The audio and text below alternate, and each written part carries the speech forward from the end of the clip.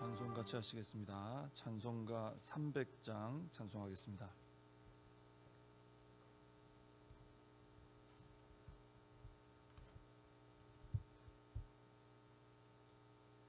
찬송가 300장 같이 찬송하겠습니다. 내 맘이 낙심되며 근심에 눌릴 때 주께서 내게 오사 위로해 주시네. 가는 길 캄캄하고 괴로움 많으나 주께서 함께하며 내 짐을 지시네. 그 은혜가 내게 족하네. 그 은혜가 족하네. 이 괴로운 세상 지날 때 그 은혜가 족하네. 희망이 사라지고 친구 날 버릴 때 주 내게 속삭이며 새 희망 주시네. 싸움이 맹렬하여 두려워 떨 때에 승리의 왕이 되신 주 음성 들리네. 그 은혜가 내게 족하네. 그 은혜가 족하네. 이 괴로운 세상 지날 때 그 은혜가 족하네. 번민이 가득 차고 눈물이 흐를 때 주 나의 곁에 오사 위로해 주시네. 환난이 닥쳐와서 어려움 당할 때 주님의 능력 입어 원수를 이기네. 그 은혜가 내게 족하네. 그 은혜가 족하네. 이 괴로운 세상 지날 때 그 은혜가 족하네. 사도신경으로 신앙 고백하시겠습니다. 전능하사 천지를 만드신 하나님 아버지를 내가 믿사오며 그 외아들 우리 주 예수 그리스도를 믿사오니 이는 성령으로 잉태하사 동정녀 마리아에게 나시고 본디오 빌라도에게 고난을 받으사 십자가에 못 박혀 죽으시고 장사한 지 사흘 만에 죽은 자 가운데서 다시 살아나시며 하늘에 오르사 전능하신 하나님 우편에 앉아 계시다가 저리로서 산 자와 죽은 자를 심판하러 오시리라. 성령을 믿사오며 거룩한 공회와 성도가 서로 교통하는 것과 죄를 사하여 주시는 것과 몸이 다시 사는 것과 영원히 사는 것을 믿사옵나이다. 아멘. 오늘 말씀은 나훔서 다음에 있는 하박국서입니다. 하박국서 1장 1절에서 11절까지 말씀을 보겠습니다.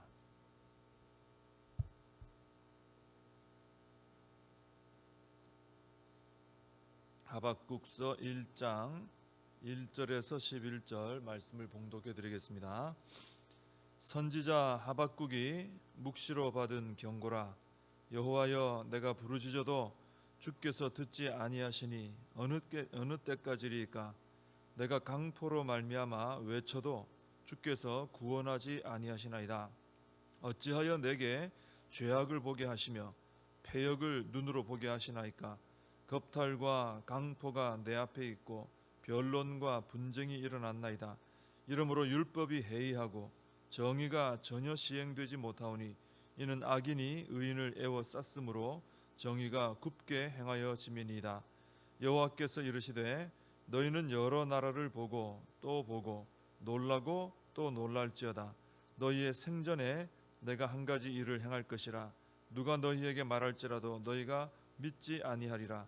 보라, 내가 사납고 성급한 백성 곧 땅이 넓은 곳으로 다니며 자기의 소유가 아닌 거처들을 점령하는 갈대아 사람을 일으켰나니 그들은 두렵고 무서우며 당당함과 위엄이 자기들에게서 나오며 그들의 군마는 표범보다 빠르고 저녁 이리보다 사나우며 그들의 마병은 먼 곳에서부터 빨리 달려오는 마병이라. 마치 먹이를 움키려 하는 독수리의 나름과 같으니라. 그들은 다 강포를 행하러 오는데 앞을 향하여 나아가며 사람을 사로잡아 모으기를 모래같이 많이 할 것이요 왕들을 멸시하며 방백을 조소하며 모든 견고한 성들을 비웃고 흉벽을 쌓아 그것을 점령할 것이라. 그들은 자기들의 힘을 자기들의 신으로 삼는 자들이라. 이에 바람같이 급히 몰아 지나치게 행하여 범죄하리라. 아멘.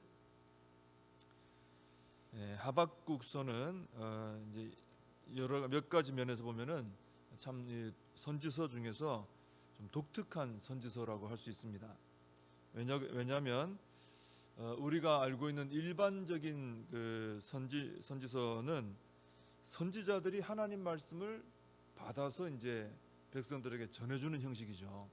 하나님께서 먼저 말씀하시고 그 말씀 받은 선지자가 말씀을 전하고 이렇게 형식으로 되어 있습니다. 순서가. 근데 하박국서는 오늘 보셔서 알겠지만은 선지자가 반대로 그죠. 선지자가 먼저 하나님께 질문을 던져요.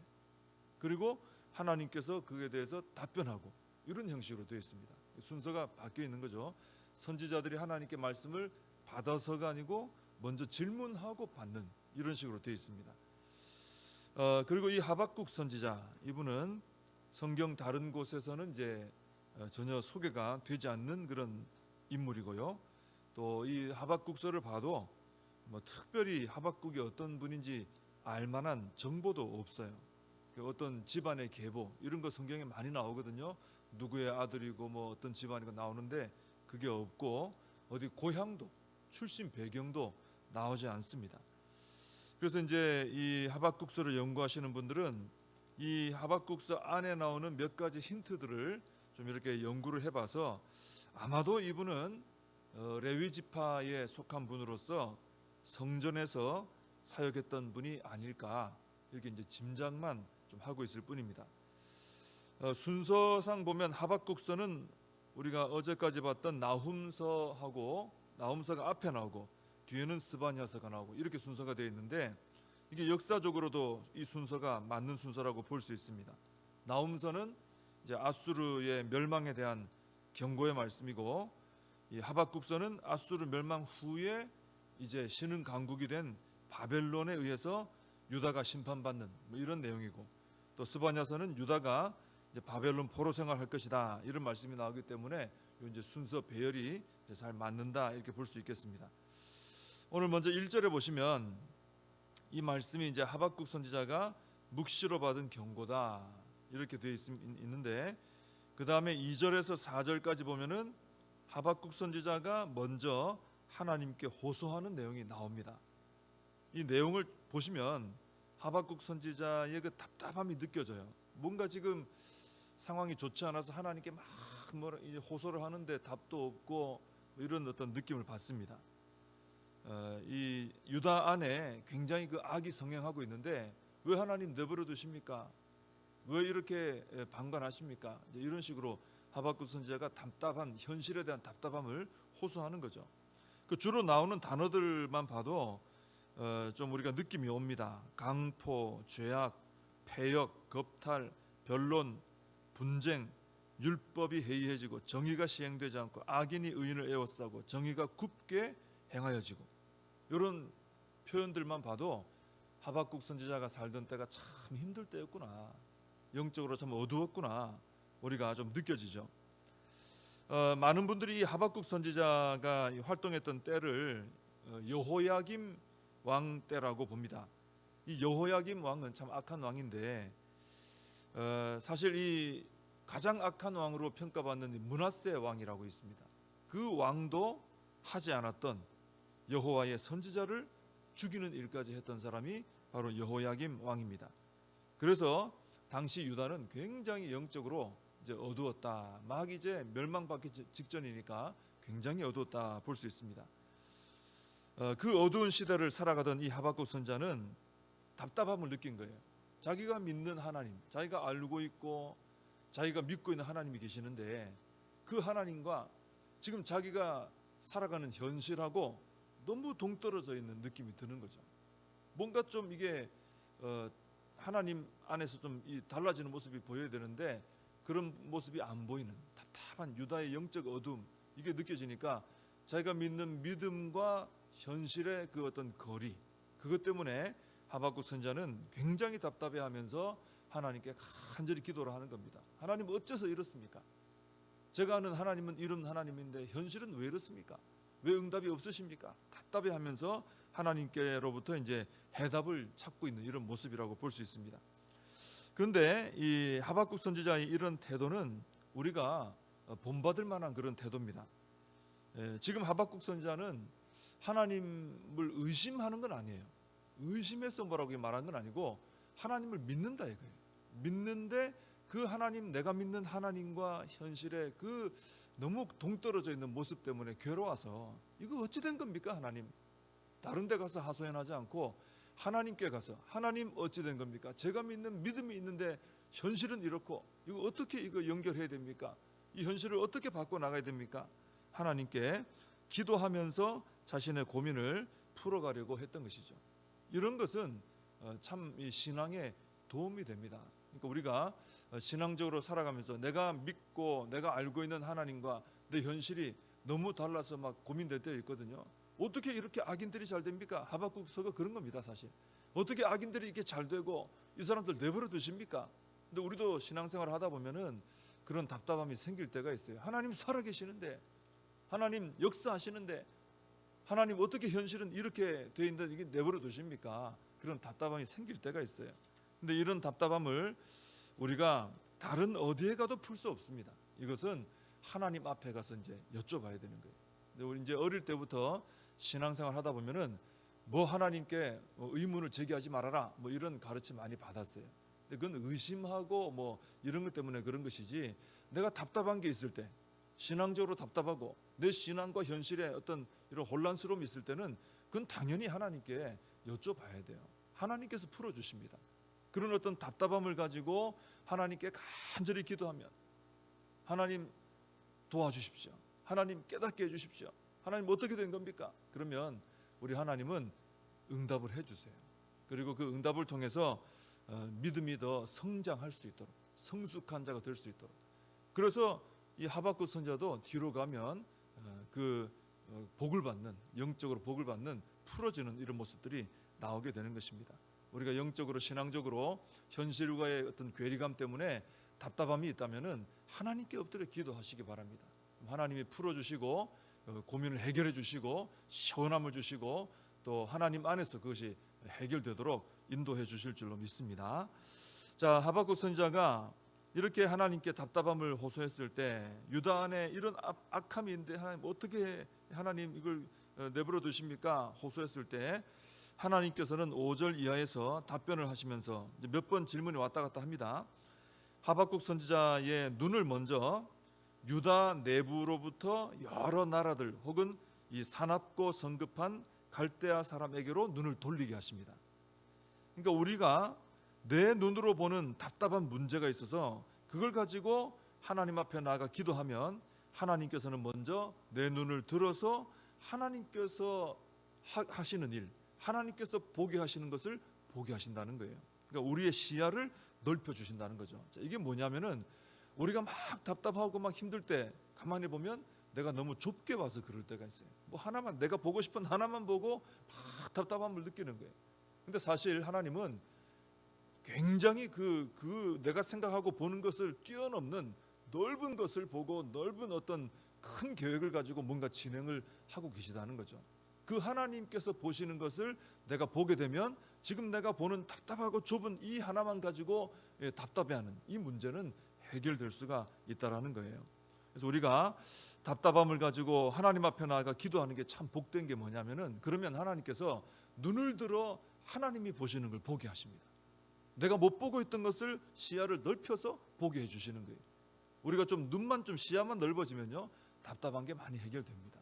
그래서 우리가 하나님 앞에 어떤 답답함과 고민이 있을 때는 간절히 기도하시면 하나님이 눈을 들어 내가 못 보던 거 보게 하셔서 괜찮구나, 해결되겠구나, 믿음을 또 가져서 해결해 주실 줄로 믿습니다.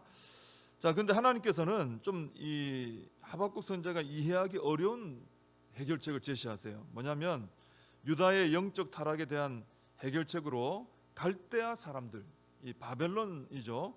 바벨론을 들어서 유다를 치시겠다 하는 해결책을 제시하십니다. 근데 이 갈대아 사람들은 11절에 나오는 것처럼 자기들의 힘을 자기들의 신으로 삼는 자들입니다. 그러니까 내 힘을 믿는 사람들이죠. 내가 힘이 강하니까 내 힘으로 모든 걸 하겠다, 내가 신이다, 뭐 이렇게 생각하는 사람들입니다. 자, 유다 백성들은 하나님 믿는 백성들이죠.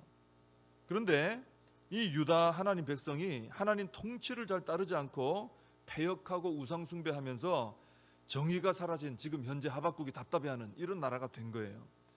그런 유다를 향해서 하나님께서는 자기 자신의 힘을 자기의 신으로 여기는 갈대아를 들어 심판하실 계획을 세웠다라는 것입니다. 이건 뭐냐면은 유다가 깨닫게 하시는 거예요. 너희가 하나님, 참된 신이 되시는 하나님의 통치를 받는 게 얼마나 복된 것이냐를 깨닫게 하시는 거예요.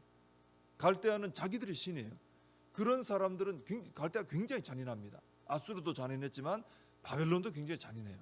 근데 이런 사람들의 공격을 받고 침공을 받아보면 그제서야 뭘 깨닫겠습니까? 우리가 하나님 언약도 무시하고 말씀도 무시하고 또 우상 숭배하고 욕심을 따라 살고 세상 영광 구하고 이랬는데 하나님 믿고 하나님 통치받고 사는 게 진짜 복이구나. 갈대아의 통치를 받아보니 이제서야 깨닫게 된다라는 것입니다. 우리는 때로는 그렇습니다. 하나님의 은혜 안에 살아가면서도 우리는 다 지금 하나님 은혜 안에 살거든요. 그러면서도 하나님의 은혜를 망각하고 자꾸 다른 데 눈을 돌릴 때가 있다는 것입니다. 여러분, 그러나 하나님께서 바벨론을 통해 유다를 깨닫게 하신 것처럼 우리가 하나님의 은혜 안에서 하나님의 통치를 받고 살아가는 것보다 더 복된 건 없어요. 하나님의 은혜 안에 살아가는 것이 최고의 복인 줄로 믿습니다.